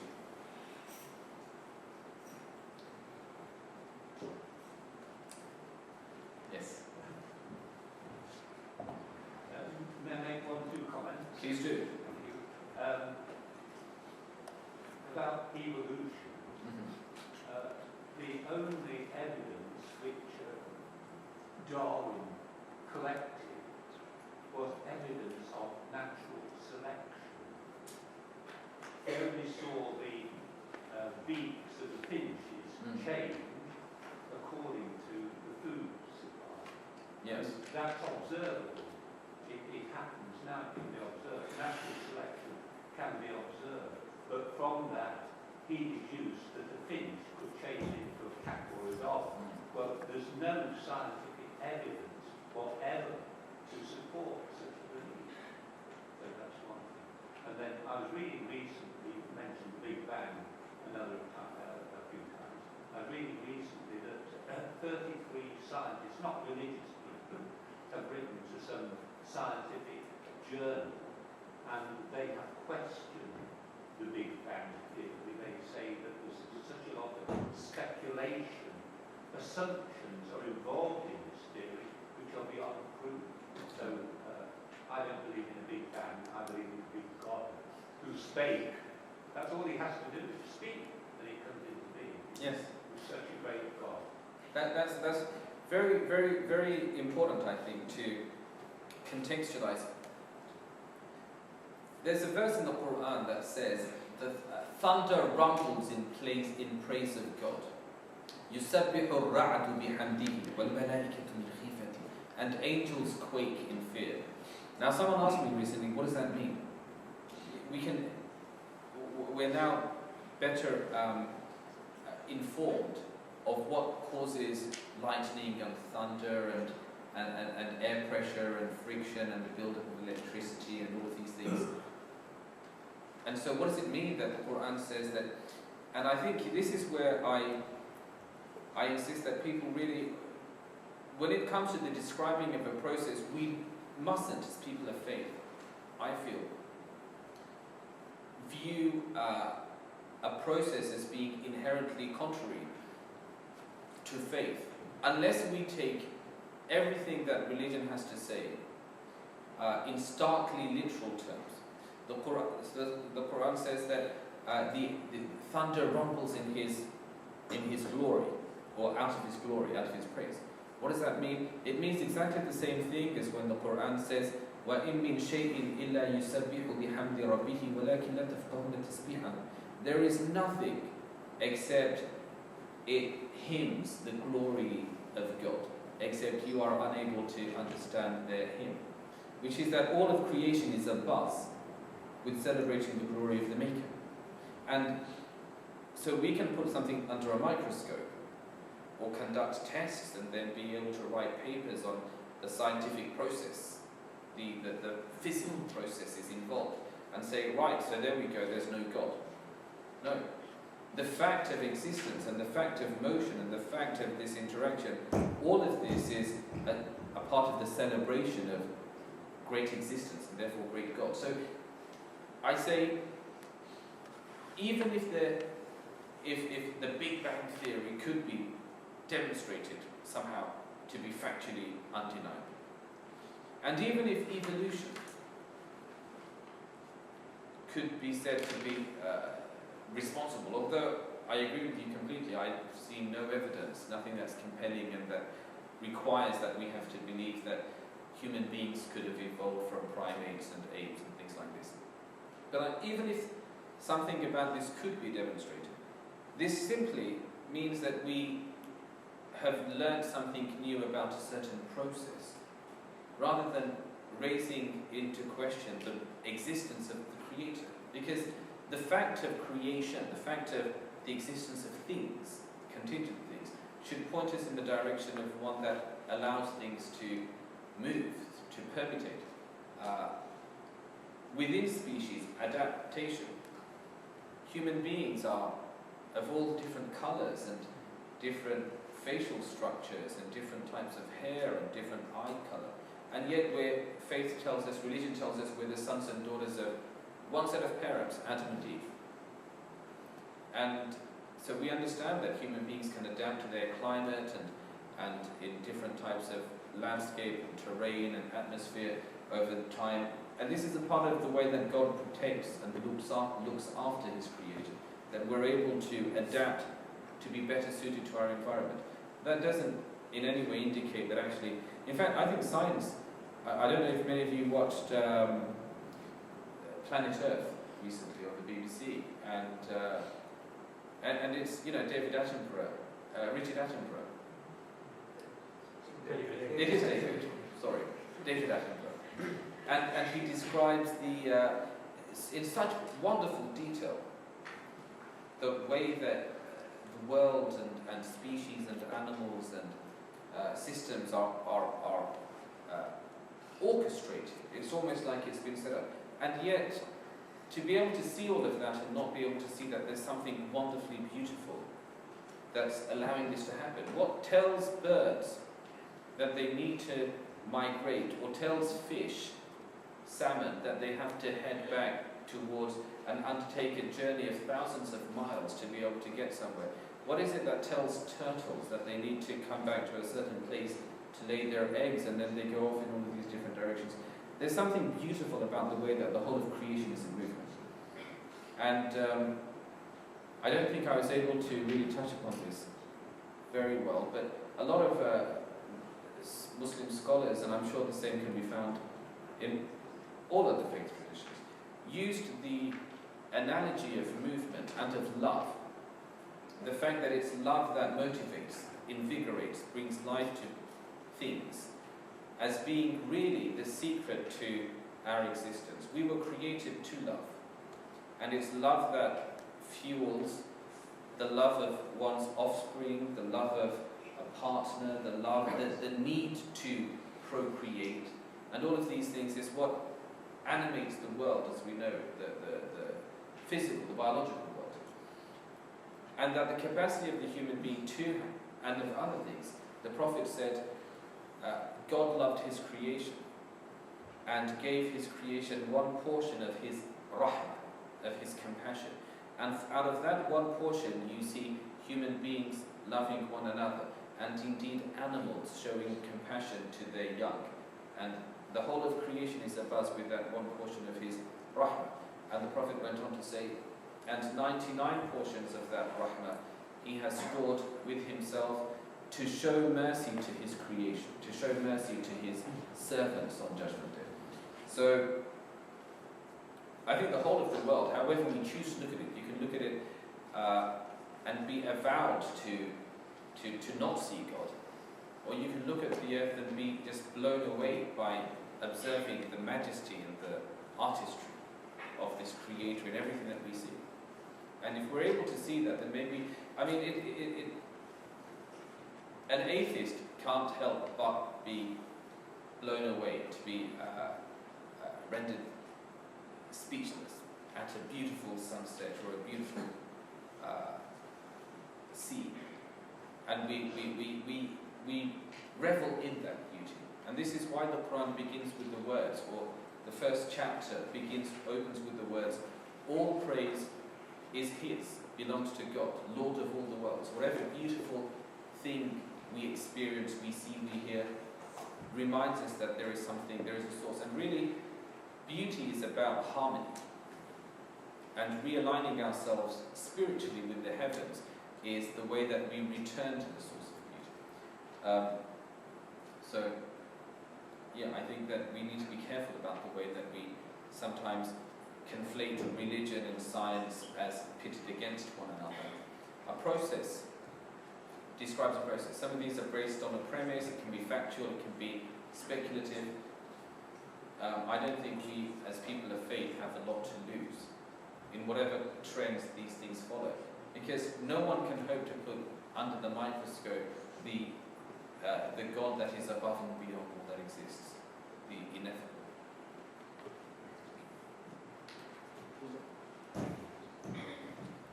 You're speaking about the names of God and His attributes. What is the importance of the names of God and to us, and where do the names come from? The names are quite a big deal in Islam. The Quran says that Adam was taught names. عَلَّمَ آدَمَ الْأَسْمَاءَ كُلَّهَا. God taught Adam the names of all things. Here again, the Judeo-Christian narrative of the creation of Adam and the Muslim one diverges somewhat. God created Adam and imparted to him knowledge. In the Old Testament, we're told that it's the tree of knowledge that brings about the downfall of Adam, the first sin to eat from the tree of knowledge.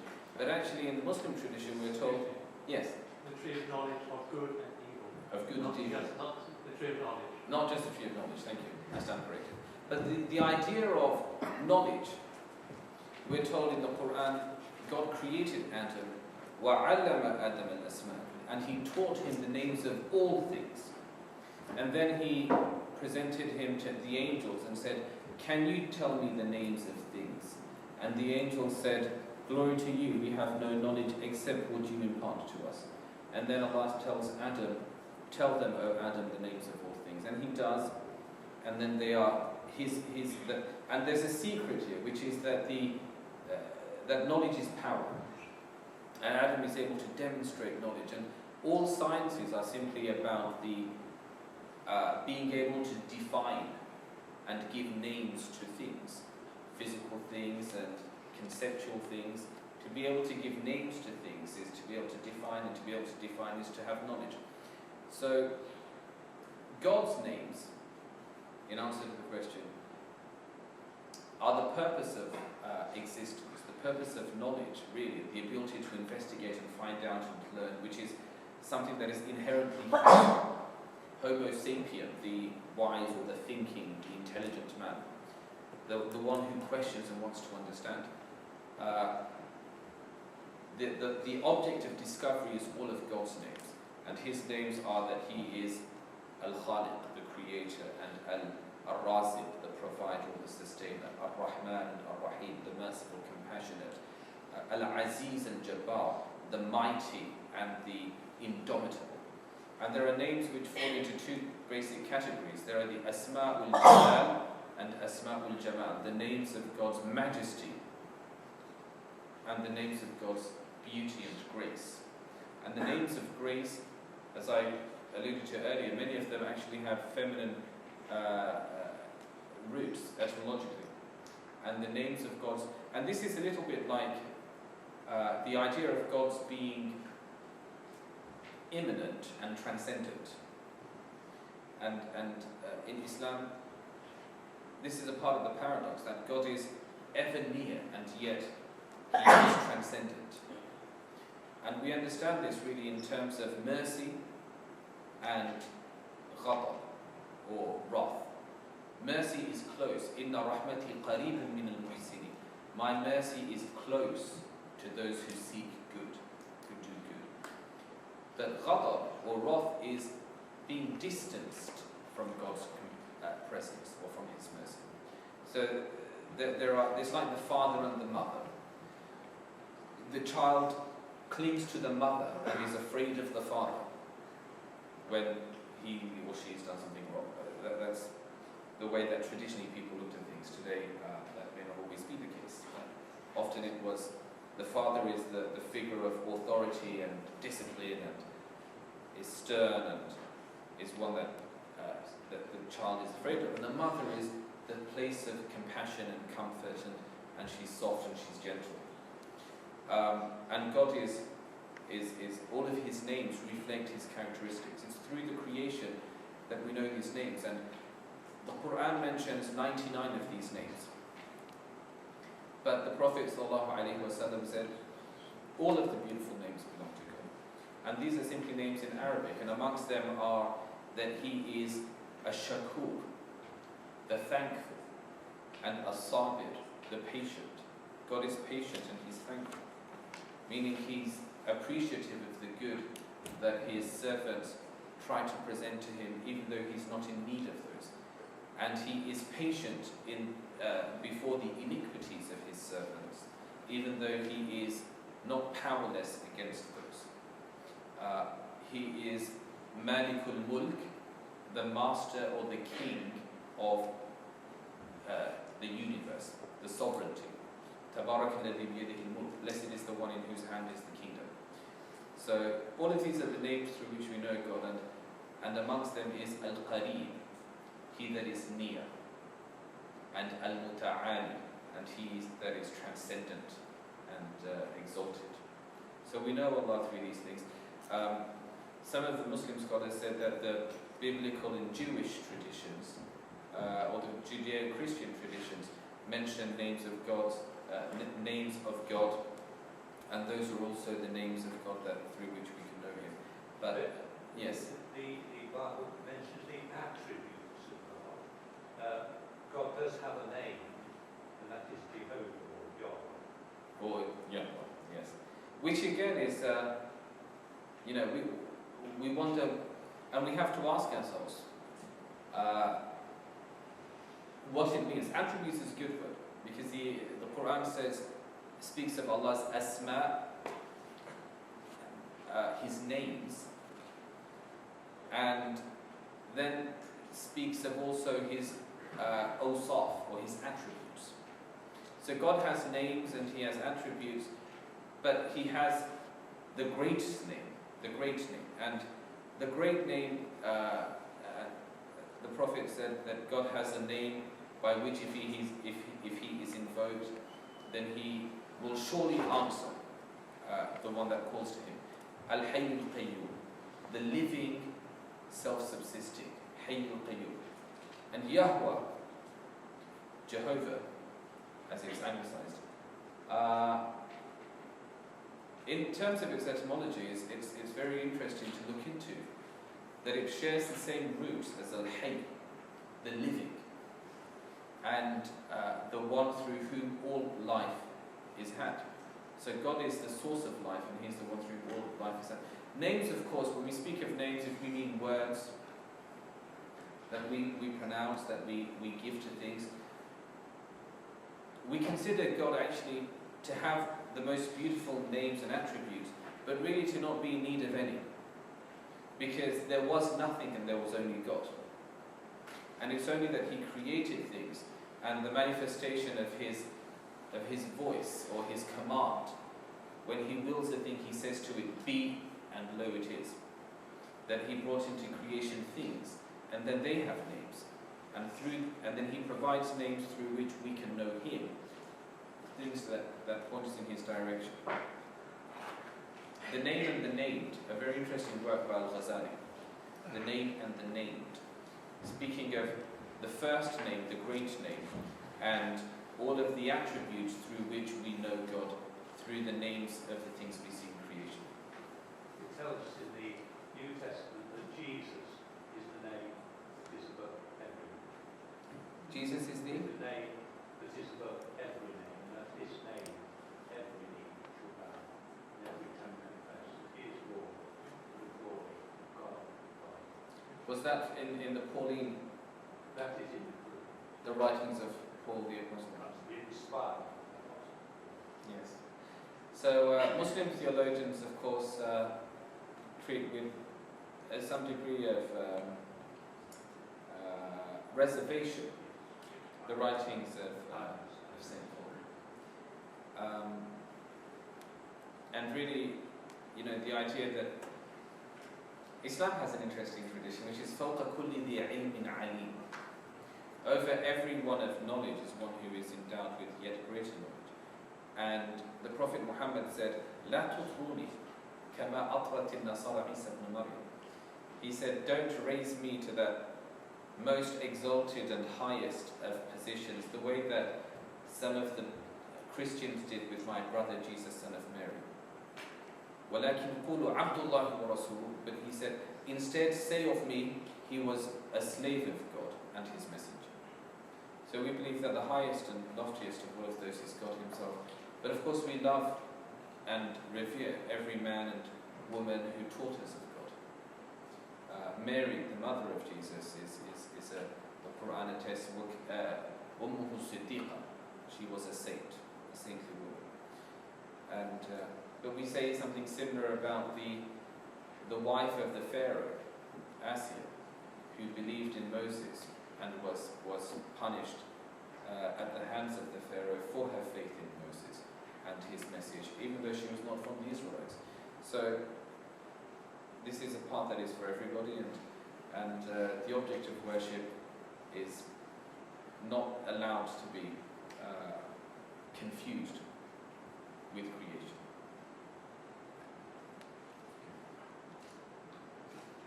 Okay, I think we have time for one more question. A quick one.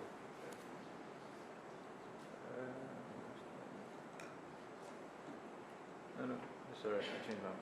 Okay, actually, could I ask a very quick question? Something we hear a lot from sort of atheistic arguments. One of the main arguments is that if, say, God exists and He's just and fair, how come supposedly there is a sort of it seems that what religion you are is, except for a few exceptions, seems to be a matter of circumstance rather than belief. That's a very good question. So if God is, well, if this is all about God and religion, then for most people, the faith they belong to is accidental. So everyone who's Muslim here, probably the majority of you were born into Muslim families, and perhaps the same can be said for most Christians. Of course, people explore and follow paths in their own journeys through life, but for the most part, Northern Ireland and the Republic of Ireland, and there's a certain part of that region that's Catholic, and the other part which is Protestant, and Israel and Palestine, and people are who they are. So the ones who are throwing rocks as Palestinians, had they been born to Israeli parents, would perhaps be on the other side of the fence. And how much of it is accidental? The occasion of existence is something that is beyond our control. No one chose to be in existence, and no one chose the family that they're born into. But seeking the truth is something that every human being, to some degree, it is a trait of the human being, that we seek answers. We want to know, we want to understand, we question. Why does this happen? Why does that happen? Is this right and is that wrong? So we challenge ourselves, and we're, until the point that we turn a blind eye, or become deaf, I should say perhaps, to the voice of reason, of conscience, of higher conscience, perhaps in preference for other things. Now the Quran does this very interesting thing and says that the Christians say, وَقَالَتِ النَّصَارَى وَقَالُوا لَنْ يَدْخُلَ الْجَنَّةَ إِلَّا مَنْ كَانَ هُودًا أَوْ نَصَارَى. And they say, they being the Christians and the Jews, none will go to heaven except one who is Jewish or one who is Christian. تِلْكَ أَمَانِيُّهُمْ. Allah says, this is their empty claim. Bring your proof if you are truthful. And then the Quran says to the Muslims, لَيْسَ بِأَمَانِيِّكُمْ وَلَا أَمَانِي أَهْلِ الْكِتَابِ. This affair does not depend, is not based on your empty claims or the empty claims of the people of the book. God isn't on the side of the Arab or on the side of the Bangladeshi or on the side of the Christian or on the side of the Jew because of these are his people. لَيْسَ بِأَمَانِيِّكُمْ وَلَا أَمَانِي أَهْلِ الْكِتَابِ. This matter does not depend on your empty claims or those of the people of the book. مَنْ يَعْمَلْ سُوءًا يُجْزَ بِهِ. Any that does evil will face its consequences. And at the same time, the Quran says, إِنَّ الَّذِينَ آمَنُوا وَالَّذِينَ هَادُوا وَالنَّصَارَى وَالصَّابِئِينَ. Indeed, those who are believers in the tradition of Islam, وَالَّذِينَ هَادُوا, and those who are Jewish, وَالنَّصَارَى, and the Christian, وَالصَّابِئِينَ, and the Sabians. مَنْ آمَنَ بِاللَّهِ. Whoever believes in God, وَالْيَوْمِ الْآخِرِ, and the last day, the day of returning back to Him, وَعَمِلَ صَالِحًا, and so does good and seeks God, فَلَهُ أَجْرُهُ عِنْدَ رَبِّهِ. He shall have his reward with his Lord. وَلَا خَوْفٌ عَلَيْهِمْ وَلَا هُمْ يَحْزَنُونَ. And there shall be no fear upon them, nor will they grieve. So, on the one hand, Islam, in terms of the theology, says, and Allah also says in the Quran, and this is, I think, quite different perhaps to Christian and certainly to Jewish theology on this, is that God says, وَمَا كُنَّا مُعَذِّبِينَ حَتَّى نَبْعَثَ رَسُولًا. We never were ones to bring punishment to a people until first we had sent to them a messenger. God doesn't punish people until they have been taught better and know better. So we don't have the problem of, what happens to children who die unbaptized, or what happens to, in fact, the Prophet Muhammad sallallahu alaihi wasallam, he said, I saw in a vision a man in heaven, in a green garden, leaning against a great tree, and around him were children. And I asked Gabriel, who is this man and who are these children? He said, this man is Abraham, and around him are the souls of all that have died in infancy, are the children, people's children who have died. And someone at that point called out, وَأَوْلَادُ الْمُشْرِكِينَ. What children, even the children of the polytheists, even the children of pagans, O Muhammad. And he said, وَأَوْلَادُ الْمُشْرِكِينَ, even the children of the pagans. For God will not visit upon the children the mistakes of their parents.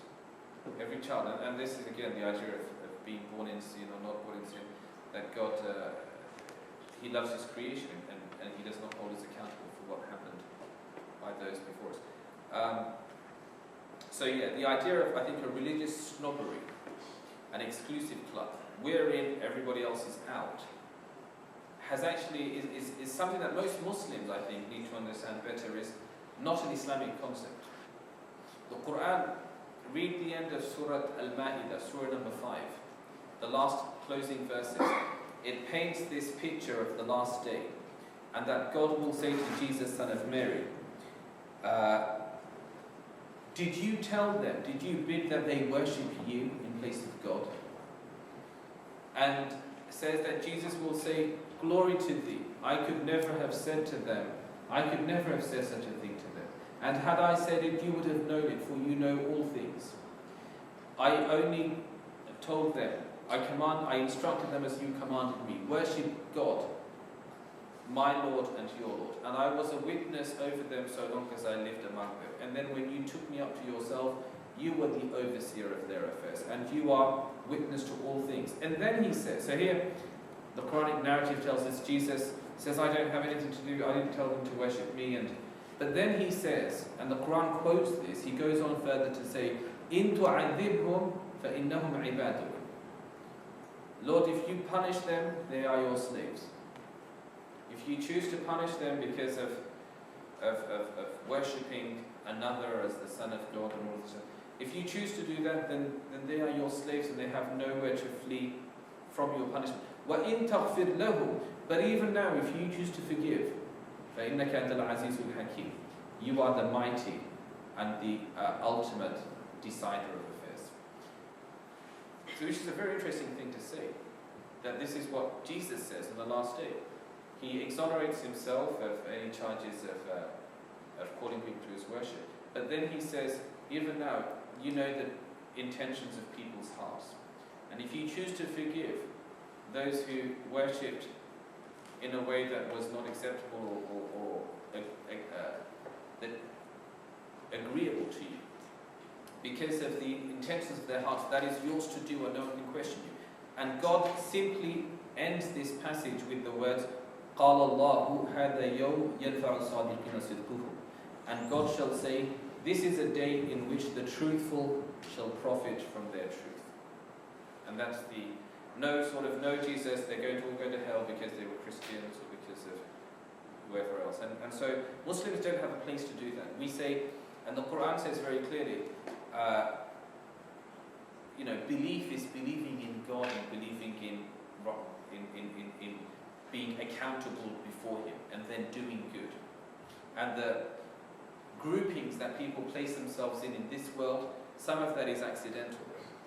Someone who's born in the depth of the Amazonian rainforest and never encounters anyone from outside of their tribe or community really is not going to be held accountable by God for not praying towards Mecca 5 times a day, or not eating halal or kosher, or not knowing who Jesus was or who Muhammad was. Peace and blessings be upon them all. But they are still accountable because of the truth of the voice of truth that accompanies every soul, every heart, to do good, stay away from it.